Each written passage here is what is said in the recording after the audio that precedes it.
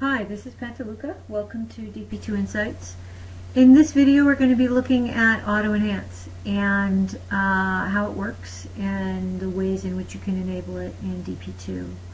Auto Enhance is an image correction algorithm. It's a complex algorithm and a nonlinear one, which is designed to help balance the contrast, the highlights in an image. It's designed for candid images, where that type of perhaps bringing the foreground and the background in better alignment with each other might be part of what you're trying to accomplish.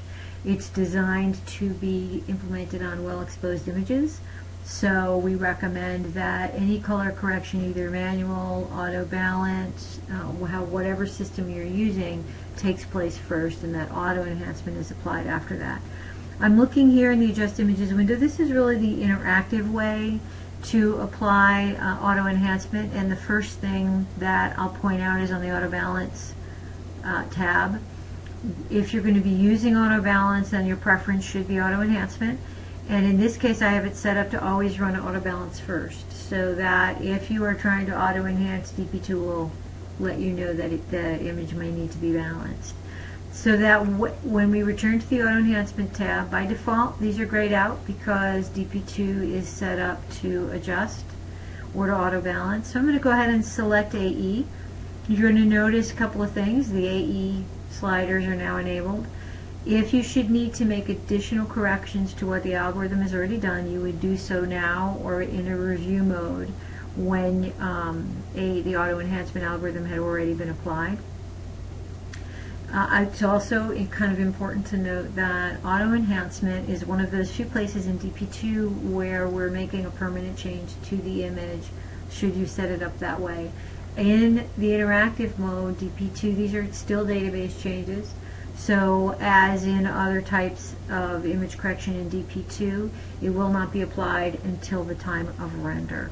I'm going to go ahead, you notice I haven't saved these. I'm going to go ahead and save these. I'm going to point out, for those of you that use the images data table as a way to reference, that one of the things that takes place is that when you select to use AE, it changes this flag, the auto enhance flag in DP2, from no AE to pro AE. It's one of the ways in which we enable that little crosshair. Once you've enabled that in this workflow, then at the time of render those changes would be corrected, although you would be able to see those on screen. The other way to apply AE, now one of the things I'm going to need to do is go ahead and reset these so that the database is cleared. I'm going to go ahead and we're going to take a look at these in the auto balance batch window, which is where you can go ahead and make some choices as to whether you want the changes to take time at the place of render, or for the changes to go ahead and be applied during the processing. So in the auto batch balancing window, what you're going to see is these are the orders that are set to auto balance, which is the way I have the status set on this particular order. When you are working through an automated batch processing for auto balance and auto enhancement, you can go ahead and tell DP2 to do one of two things. I can mark them for auto enhancement, or I can apply auto enhancement. If I mark them for auto enhancement, DP2 is going to go ahead and handle it the same way it would in interactive mode and Adjust Images. If I apply auto enhancement, then DP2 is going to go ahead and apply those at the time of render.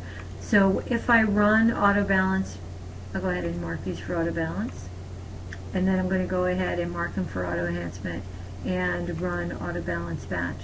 You can see as it's running these that the crosshair is appearing and the images are automatically saved in batch processing.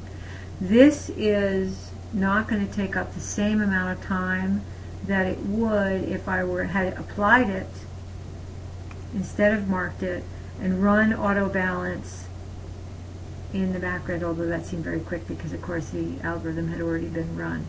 If I were to apply it, it could take a little bit more time, because at that point DP2 is going ahead, applying the changes and flattening the image. And depending on how you have your system set up, I will determine whether or not you want to make the decision to apply them as a function of the database and implement them at render, or to apply them and render them essentially right during the batch processing. Thank you.